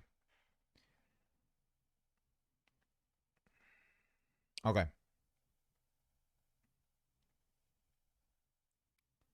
Uh, okay. Inside, the air changed, and they all stopped short. Ahead of them was a dark hallway, familiar to them all. Is this? Jessica whispered, not taking her eyes from the dark expanse. It's here, Charlie thought. She held out her hand for a flashlight, and John handed it to her wordlessly. She shone the light ahead of them, sweeping the walls. They were covered in children's drawings, crayon on yellowing, curling paper. She started forward, and the others followed, feet shuffling on the old tile. It seemed to take forever to traverse the halls, or perhaps it was just that they were moving slowly, with methodical, deliberate steps. Eventually, the hallway opened up into a larger expanse, the dining room. It's just as they remembered it, completely preserved. The flashlight beam bounced off a thousand little things reflective, glittered, or topped with foil ribbon. The tables were still in place, covered in their silver and white checked cloths. Hold on.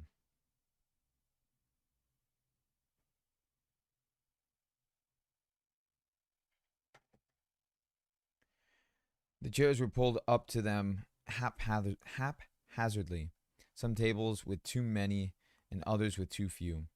It looked as though the room had been abandoned in the middle of a lunch hour.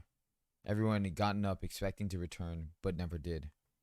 They walked in cautiously, breathing cold, stale air that had been trapped inside for a decade. The whole restaurant gave off a sense of abandonment. No one was coming back. There was a small merry-go-round barely visible in the distant corner, with four child-sized ponies still at the rest from their last song. In an instant, Charlie froze in place, as did the others. There they were. Eyes stared back from the dark, large and lifeless.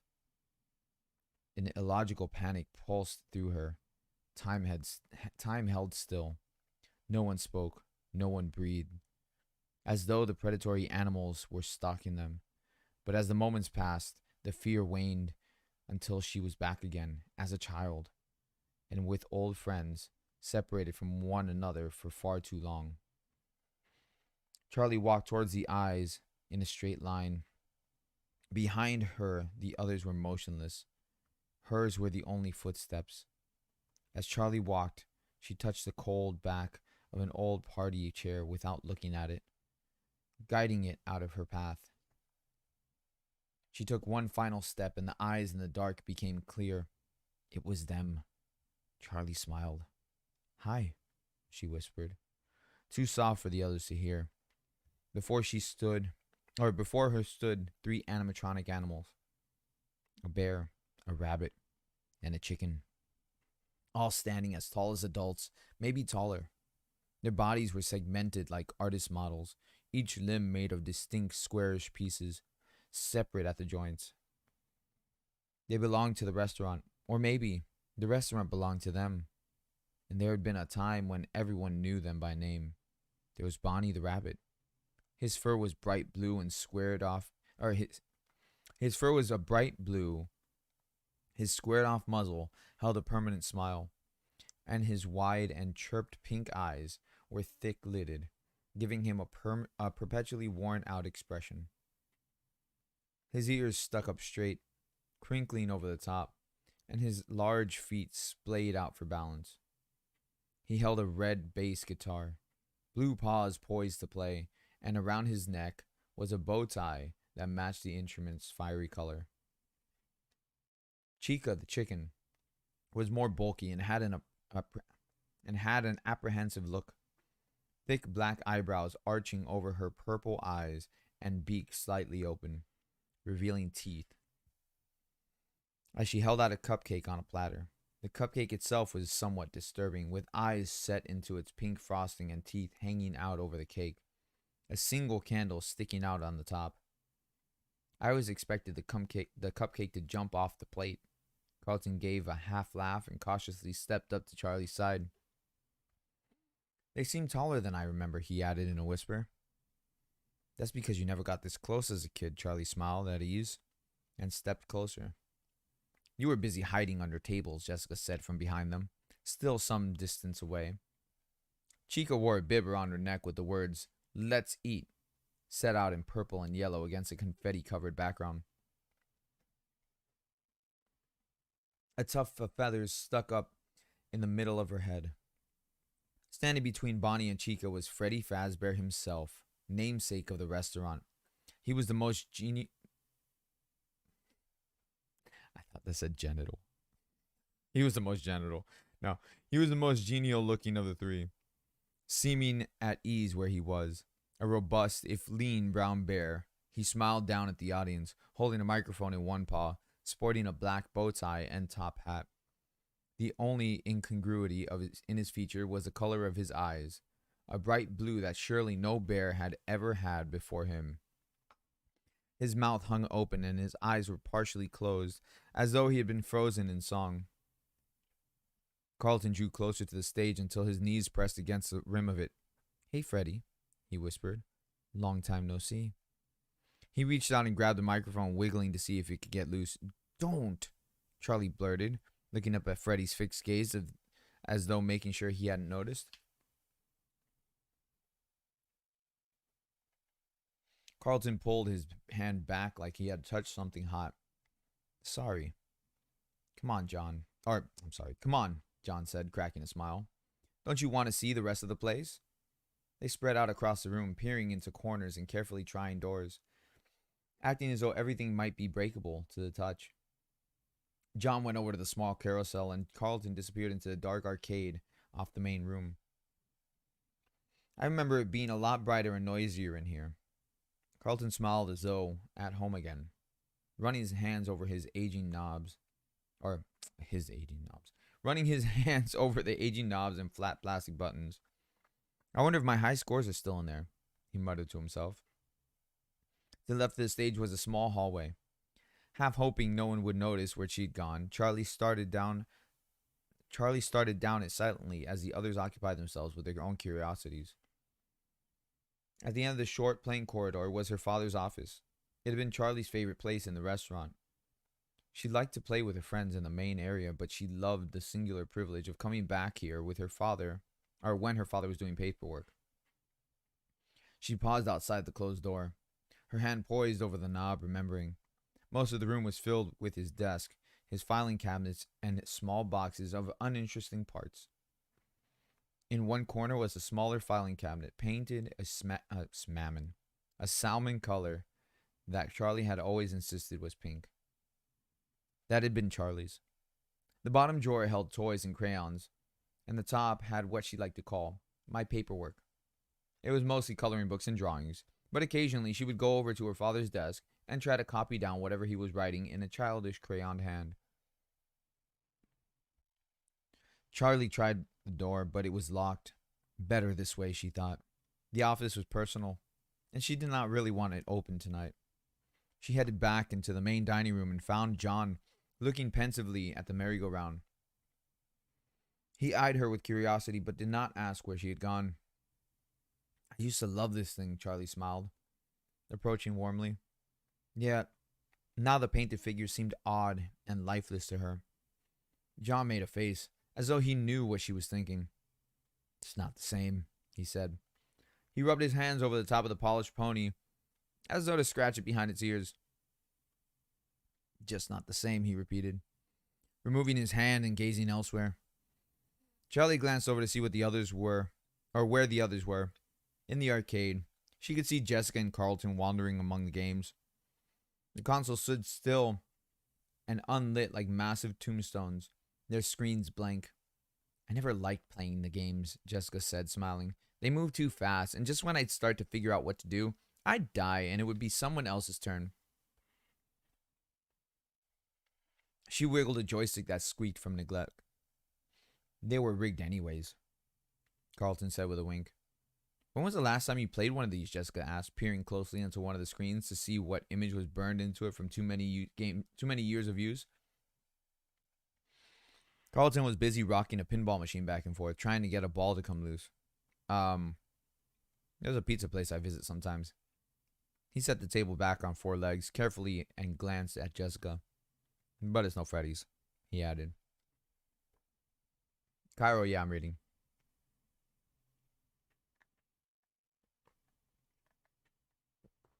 We are reading today. It's nice to take a break from a video game and read a book about a video game. Why not? Why not? All right, let's see, where were we? Okay. John was roaming through the dining room again, amid the tables, flicking the stars and spirals hanging overhead. He plucked the red party hat from the table, stretched the rubber band hanging loosely from its base, and snapped it around his head, red and white tassels hanging down over his face. Oh, let's check out the kitchen, he said. Charlie followed as he bounced off towards it.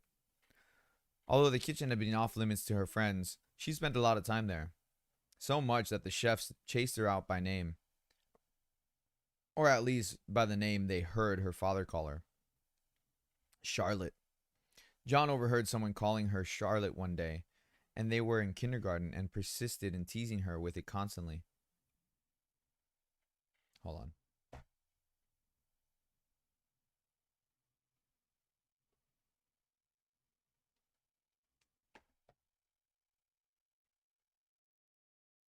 He could always get a rise out of her with that.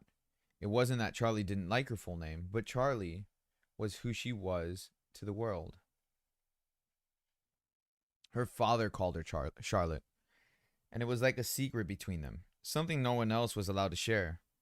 The day she left Hurricane for good, the day she said goodbye, John had hesitated. Bye, Charlie, he said. In their cards, letters, and phone calls, he had never called her Charlotte again. She never asked why, and he never told her.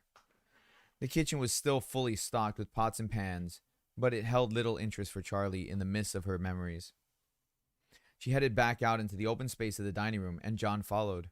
At the same time, Jessica and Carlton stumbled out of the arcade, tripping into each other as they crossed the threshold between rooms in the dark.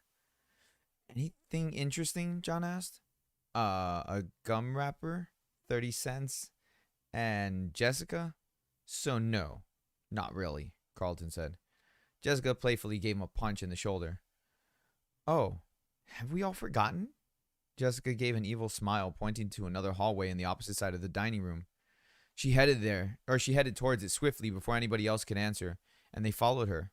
The hallway was long and narrow, and the farther they went, the less the flashlight seemed to illuminate. At last, the passage opened up into a small room for private parties, set up with its own tables and chairs. As they entered, there was a collective hush. There in front of them was a small stage, the curtain drawn. A sign was strung across the front, out of order. It read in neat handwritten letters. They stood still for a minute, then Jessica went up to it and poked the sign. Pirate's Cove, she said. 10 years later, and it's still out of order. Don't touch it, Charlie thought. I had one birthday back here, John said. It was out of order then, too. He took hold of the edge of the curtains and rubbed the glittering fabric between his fingers. No, Charlie wanted to say again, but stopped. You're being silly, she chided herself. Do you think he's still back there? Jessica said playfully, threatening to make the reveal with one giant swing of the curtain. I'm sure he is. John gave a false smile, seemingly uncomfortable for the first time. Yes, he's still there, Charlie thought. She stepped back cautiously, suddenly becoming aware of the drawings and posters surrounding them like spiders on the wall. Charlie's flashlight carefully inched from picture to picture, all depicting different variations of the same character. A large and energetic pirate fox with a patch over one eye and a hook for a hand, usually swinging in to deliver pizza to hungry children. This is the room where you were the one hiding under the tables, Jessica said to Charlie, trying to laugh. But you're a big girl now, right? Jessica climbed up to the stage unsteadily, almost losing her footing. John reached out to steady her as she righted herself. She giggled nervously, looking down at the others as though for guidance, then grabbed hold of the tasseled edge of the fabric. She waved her other hand in front of her face as dust fell from the cloth. Maybe this isn't a good idea, she laughed, but there was an edge to her voice, like she really meant it. And she looked down at the stage for a moment, as though poised to climb back down. Still, she didn't move, taking the edge of the curtain again. Wait, John said. Can you hear that? They were all dead quiet, and in the silence Charlie could hear them all breathing. John's breaths were deliberate and calm, Jessica's quick and nervous. And she thought about it. Her own breathing began to feel odd, like she'd forgotten how to do it. I don't hear anything, she said. Me neither, Jessica echoed. What is it? Music. It's coming from... He gestured back the way they'd come. From the stage? Charlie cocked her head to the other side. I don't hear it. It's like a music box, he said. Charlie and Jessica listened carefully, but their blank expressions didn't change. It stopped, I guess. John returned his gaze forward. Maybe it was an ice cream truck. Chuck? Maybe an ice cream truck. Maybe it was an ice cream truck, Jessica whispered. Hey, that wouldn't be so bad right now. John appreciated the levity. Jessica turned her attention back to the curtain, but John began to hum a tune to himself. It reminded me of something, he mumbled. Okay, here I go, Jessica announced. She did not move. Charlie found her eyes drawn to Jessica's hand on the curtain, her pink, manicured nails pale against the dark, glittery fabric. It was almost like the hushed moment in a theater crowd when the lights were dark but the curtain had not yet risen. They were all still, all anticipating, but they were not watching the play, no longer playing a game. All the mirth had gone out of Jessica's face. Her cheekbones stood out stark in the shadows, and her eyes looked grim as though the simple thing she was about to do might be of terrible consequence.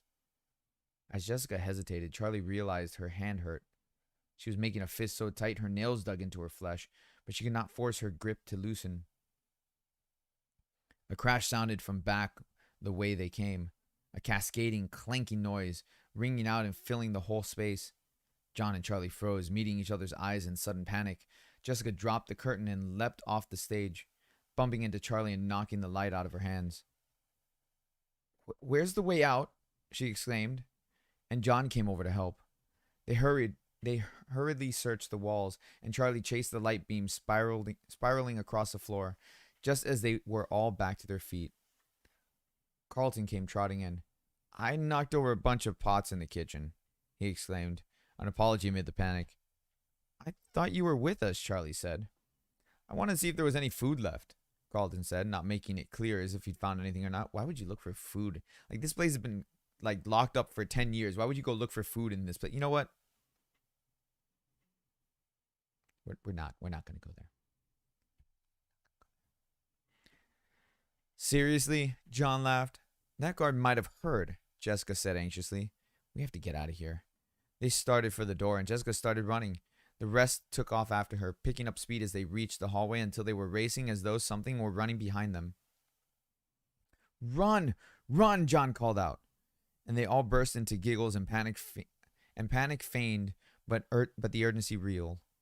They squeezed back through the door one by one and pushed it shut with the same painful squeal, Carlton and John leaning on it until it sealed.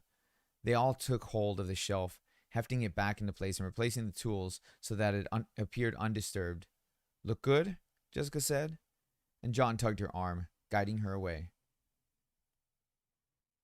They made their way quickly but carefully back the way they came, using only Carlton's pen light.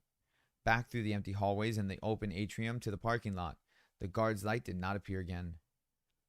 A little anticlimactic, Carlton said with disappointment, checking back one more time in hopes they were being chased. Are you kidding? Charlie said as she went back to her car, already pulling the keys free from her pocket. She felt as though something locked deep inside her had been disturbed, and she was not sure if it was a good thing or not. That was fun, John exclaimed, and Jessica laughed. That was terrifying, she cried. It can be both, Carlton said, grinning widely. Charlie began to laugh, and John joined in. What? Jessica said. Charlie shook her head, still laughing a little. It's just, we're all exactly the same as we were. I mean, we're totally different and older and everything, but we're the same. You and Carlton sound like exactly like you did when you were 6. Right, Jessica said, rolling her eyes again, but John nodded. I know what you mean, he said. And so does Jessica. She just doesn't like to admit it. He glanced back at the mall. Is everybody sure the guard didn't see us? We can outrun him now, Carlton said reasonably, his hand resting on the car. I guess, John said, but he did not sound convinced. You haven't changed either, you know, Jessica said with certain satisfaction. Stop looking for problems where there aren't any. Still, John said, glancing back again, we should get out of here. I don't want to push our luck. See you all tomorrow, then, Jessica said as they parted ways. Carlton gave a little wave over his shoulder. Charlie's heart sank a little as Jessica settled herself into the passenger seat, tidily buckling herself in. She had not been looking forward to this. It wasn't that she didn't like Jessica, just that being alone with her was uncomfortable. She still wasn't much more than a stranger. Yet Charlie was still exhilarated from the night's adventure, and the lingering adrenaline gave her a new confidence. She smiled at Jessica. After tonight, they suddenly had something very much in common. Do you know which way the motel is? She asked. And Jessica nodded, reached for the purse down at her feet. It was small and black with a long strap. And on the drive to the construction site, Charlie had already seen her remove a lip gloss, a mirror, a pack of breath mints, a sewing kit, and a tiny hairbrush. Now she pulled out a small notebook and a pen. Charlie smiled. Sorry, how much stuff do you have in that thing? She asked. And Jessica looked at her with a grin. The secrets of the purse must not be disclosed, she said playfully. And they both laughed. Jessica started reading Charlie the directions, and Charlie obeyed, turning left and right without paying much attention to her surroundings. Jessica had already checked in, so they went straight to their room, a small beige box of a room with 2 double beds covered in shiny brown spreads. Charlie set her bags on the bed closest to the door, not closet. And Jessica went to the window. As you can see, I splurged on the room with a view, she said, and flung the curtains open dramatically to reveal 2 dumpsters and a dried-out hedge. I want to have my wedding here. Right, Charlie said, amused. Jessica's prim demeanor and fashion model looks made it easy to forget that she was smart as well. As a child, she remembered being slightly intimidated every time they got together to play before realizing, after the first few minutes, how much she liked Jessica. She wondered if it was hard for Jessica to make friends, looking the way she did, but it wasn't the kind of thing you could really ask someone. Jessica flopped down on the bed, lying across it to face Charlie. So tell me about you, she said confidently, mocking a talk show host or someone's nosy mother. Charlie shrugged awkwardly, put on the spot. What does that mean? She said. Charlie laughed. I don't know. What an awful thing to ask, right? I mean, how do you answer that? How about school? Any cute boys? Charlie lay down across the bed, mimicking Jessica's position. Cute boys? What are we, 12? Well, Jessica said impatiently. I don't know, she said. Not really. Her class was too small. She had known most of the people in it since she had moved with Aunt Jen, and dating anyone, liking them like that, seemed forced and altogether unappealing. She told Jessica as much. Most of the girls, if they want to date, they date older guys, she said. And you don't have an older guy, Jessica teased. Nah, Charlie said. I figured I'd wait around for a batch to grow up. Right. Jessica burst out laughing before quickly thinking of something to share. Last year, there was this guy, Donnie, she said. I was gaga for him. Like, really. He was so sweet to everyone. He wore all black all the time, and he had this black curly hair so thick. I could think about when I sat behind him was burying, or all I could think about when I sat behind him was burying my face in it. I was so distracted, I ended up with an A minus in trig. He was super artistic, a poet, and he carried around one of those black leather notebooks. Oh, dude, he was light from Death Note. You know he was writing names in that notebook. You know it. I know it. He always carried around one of those black leather notebooks, and he was always scribbling something in it, scribbling names to kill people, give them heart attacks. That's what was going on. But he never showed it to anybody. Yeah, no duh. She sighed dreamily. I figured if I get him to show me his poetry, I would really come to know his soul, you know? So, did he ever? Charlie said. Oh, yeah, she said, nodding emphatically. I asked him out finally, because he was shy and he was never going to ask me. And we went to the movies and made out a little. And then he went and hung out on the roof of his apartment building. And I told him all about how I want to study ancient civilizations and go on archaeological digs and stuff. And he showed me his poems. For a second, I thought it was going to say, and he showed me his penis. But no, show me his poems. And did you come to know his soul? Charlie said, excited to be included in girl talk, something she felt like she'd never really gotten to participate in before. Charlie nodded eagerly, but not too eagerly. She calmed herself as Jessica scooted forward to the bed to whisper. The poems were awful. I didn't know it was possible to be both melodramatic and boring at the same time. I mean, just reading them made me embarrassed for him. She covered her face in her hands. Charlie laughed. What did you do? What could I do? I told him it wasn't going to work out and went home. Wait, right after you read his poetry? I still had the notebook in my hand. Oh no, Jessica, that's awful. You must have broken his heart. I know. I felt so bad, but it was like the words just came out of my mouth. I couldn't stop myself. Did he ever speak to you again? Oh yeah, he's perfectly nice. But now he takes statistics and economics and wears sweater vests. You broke him. Charlie threw a pillow at Jessica, who sat up and caught it. I know. He'll probably be a millionaire stockbroker instead of a starving artist, and it's all my fault. She grinned. Come on, he'll thank me someday. Charlie shook her head. Do you really want to be an archaeologist? Yeah, Jessica said. Huh, said Charlie. Sorry, I thought. She shook her head. Sorry. That's really cool. You thought I'd want to do something in fashion, Jessica said. Well, yeah. It's okay, Jessica said. I did too. I mean, I do. I love fashion, but there's only so much to it, I think it's amazing to think how people lived 1,000 years ago, or 2,000, or 10. They were just like us, but so different. I like to imagine living in other times, other places. Wonder who I would have been. Anyway, what about you? Charlie rolled over onto her back, looking up at the ceiling. The tiles were made of loose, stained styrofoam, and the one above her head was askew. I hope there aren't any bugs up there, she thought. I don't know, she said slowly. I think it's really cool that you know who you want to be, but I just have never had that kind of plan. Well, it's not like you have to figure it out now, Jessica said. Maybe, Charlie said, but I don't know. You know what you want to do. John's known since he could hold a pencil that he wanted to be a writer, and he's already getting published. Even Carlton, I don't know what he has planned, but you can just see that there's a scheme brewing behind all of his kidding around. But I just don't have that kind of direction. It doesn't really matter, Jessica said. I don't think most people know at our age. Plus, I might change my mind or not get into college or something. You never know what's going to happen. Hey, I'm going to get changed.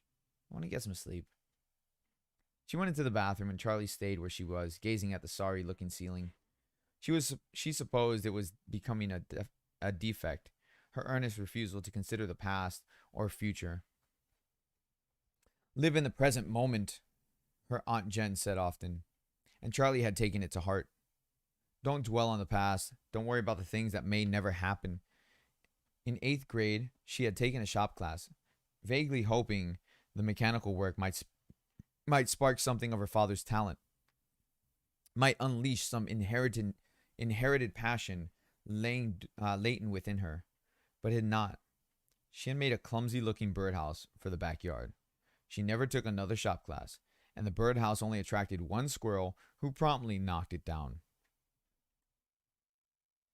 Jessica came out of the bathroom wearing pink striped pajamas, and Charlie went in to get ready for bed, changing and brushing her teeth hurriedly. When she came out again, Jessica was already under the covers with the light by her bed turned off. Charlie turned hers off too, but the light from the parking lot still shone in from the window, somehow flickering past the dumpsters, or filtering past the dumpsters. Charlie stared up at the ceiling again, her hands behind her head. "Do you know what's going to happen tomorrow?" she asked. "I don't really know," Jessica said. "I know it's a ceremony at the school." "Yeah, I know that," Charlie said.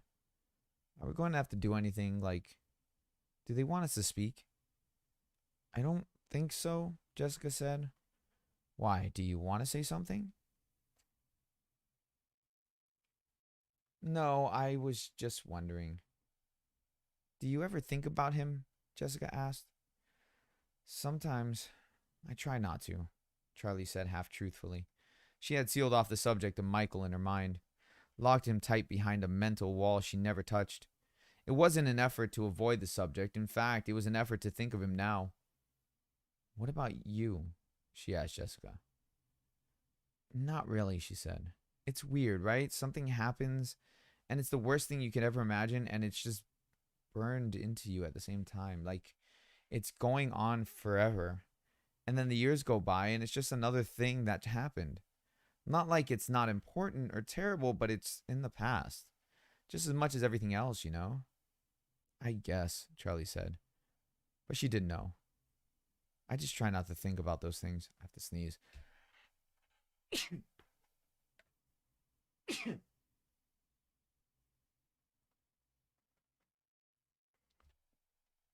Excuse me.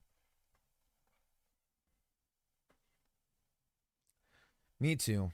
You know, I just went to the funeral last week." "I'm sorry," Charlie said, sitting up. "Are you okay?" "Yeah, I'm fine. I barely knew him. He was just an old relative who lives 3 states away. I think I met him once, but I hardly remember it. We mostly went for my mom's sake. But it was an old-fashioned funeral parlor, like the movies, with an open coffin. And we all walked by the coffin, and when it was my turn, I looked at him, and he could have just been sleeping, you know? Just calm and restful, like people always say dead people look. There was nothing that I could have pointed out that made me think dead, if you asked me. Every feature of his face looked the same as if he were alive. His skin was the same. His hair was the same as if he were alive. But he wasn't alive. And I just knew it. I would have known it immediately, even if he wasn't, you know, in a coffin. "I know what you mean. There's something about them when they're," Charlie said softly. "It sounds stupid when I say it, but when I look at him, he looks so alive, and yet I just knew that he wasn't. It made my skin crawl." "That's the worst thing, isn't it?" Charlie said. "Things that act alive but aren't." "What?" Jessica said. "I mean, things that look alive but aren't," Charlie said quickly. "We should get some sleep," she said. "Did you set the alarm?" "Yes," Jessica said. "Good night." "Night." Charlie knew sleep was still a long way off. She knew what Jessica meant, probably better than Jessica did. The artificial shine in eyes that followed you as you moved, just like a real person would. The slight lurch of realistic animals who did not move the way living things should. The occasional programming glitch that made a robot appear to have done something new, creative. Her childhood had been filled with them. She had grown up with the strange gap between life and not life. It had been her world. It had been her father's world. Charlie closed her eyes. What did that world do to him? These chapters are long. Holy crap. Holy crap, we've been reading for 2 hours now. This book is, it's not bad. It's not bad. Like, they did a good job, like, you know, in the first two, we've only done 2 chapters. They did a good job, like, catching your attention in, like, the first 2 chapters of the book. They did a good job with that. But yeah, how many chapters are in this book? I don't even know. 13 chapters. These are long chapters. Yeah, these are long chapters. All right, well, we did the first 2 chapters. Cobblepon, or Cobblepone, how you doing? You just joined? and I appreciate you being here. I do. But we read the first two chapters. I think we're gonna end it there, just cause like like I don't know how many oh what's the word I'm looking for? I don't know how many parts this is gonna take for me to go through the whole book. Bedtime? No, not bedtime. I just I have other streams and videos and all that stuff that I got to do. I got to reposition this too.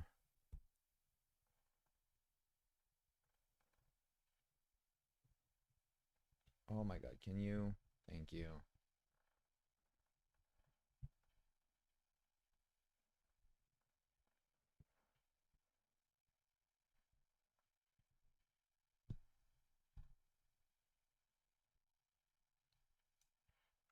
Sorry, I'm like moving stuff around at the same time. I don't mean to. It's just, I'm like getting used to this microphone so that way like I can have it like on a good spot and like not have to like talk overly loud and like like the pop filter picks it up properly and all that stuff. Like I got to get used to this microphone and the positioning of this microphone. But um yeah, we're gonna end it there for the book for tonight. I think that's a good spot. The end of chapter 2. Like I said, these chapters are long. I was here the entire time just lurking. Okay, because like the next chapter is 40 pages. So that's why I'm like, okay, we're gonna go ahead and take a break for the night for this one because like I said, the next chapter is 40 pages. Um, my voice is calming. Is it really? I don't know. I've never considered my self to have a calming voice.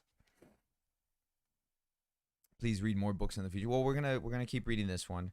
There's 3 of these books, and then there's more FNAF books after.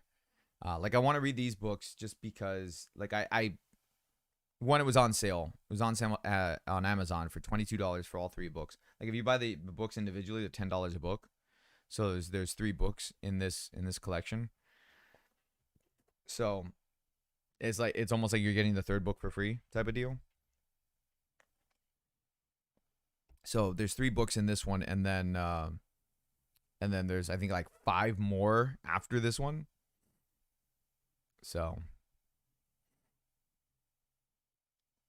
Arcavino, you're the 80th viewer. Welcome.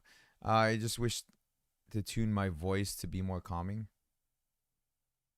What do you mean to tune your voice? In voice mod? I don't use anything like that. Like I have a soundboard right here, but I don't have any effects going through. Um, the only thing I do is like because I have a naturally higher voice. I turn up the lows on my voice a little bit, and and then that's it. Then I do noise canceling for like stuff so you don't hear whatever's going on out there. Um, but yeah, I don't have any mods for my voice or anything like that. But we will read some more like another day or something, but just not not tomorrow. I don't know what I'm doing tomorrow. I'm gonna figure something out for tomorrow. Um, I don't know what games I'm playing. If I'm gonna be honest with you, did I show up my natural voice for a bit? No, my natural voice is just a little bit higher pitch. That's all. It's not really that much of a difference. If I mess with, I don't want to mess with it because if I mess with it, then like I could maybe lose connection or something. You know what? Hold on. There, this is my natural voice. It's not that much difference. I'm just boosting the lows a little bit. Um, but that's all.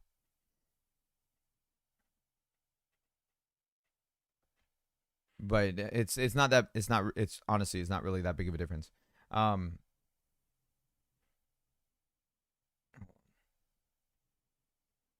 there we go. But anyways, I'm gonna get out of here for right now. I need to go record some videos. I need to I probably need to live stream on Amazon. I don't know if I want to do that today. I might do that tomorrow. That'll probably be a tomorrow thing. Yeah, I think that's what we're gonna do that tomorrow. Yeah, lows and making your voice calming. Well, I mean, okay. So the reason why I do my I boost the lows on my voice a little bit. Uh, it's honestly it's really for singing because again I have a naturally higher voice, so I cut the highs a little bit and I boost the lows a little bit to kind of give it more of a balanced tone. But yeah, quick stream, dude. It's been 2 hours. Look, when you're reading for 2 hours, that it's not a quick stream. Definitely doesn't feel like a quick stream. It's not like a game, right? Like you're playing a game for 2 hours, then it feels like a quick stream. But for like if you're reading for 2 hours, then definitely does not feel quick at all. But anyways, thank you guys so much for hanging out tonight. Thank you so much for listening to me read a book for 2 hours. And it took 2 hours to go through 2 chapters. It's probably going to take 2 hours to go through the next chapter. Because again, that's 40 pages. Which, like, if I'm reading this to myself, I'd be halfway through this book in 2 hours. You know, like just because like I can read fast to myself, but like to read out loud, I don't read fast. But anyways, should be renamed Goshen audiobook. Nah, it's all right. I will see you guys later. Everybody have a good rest of your night. If I don't see you, peace out for now.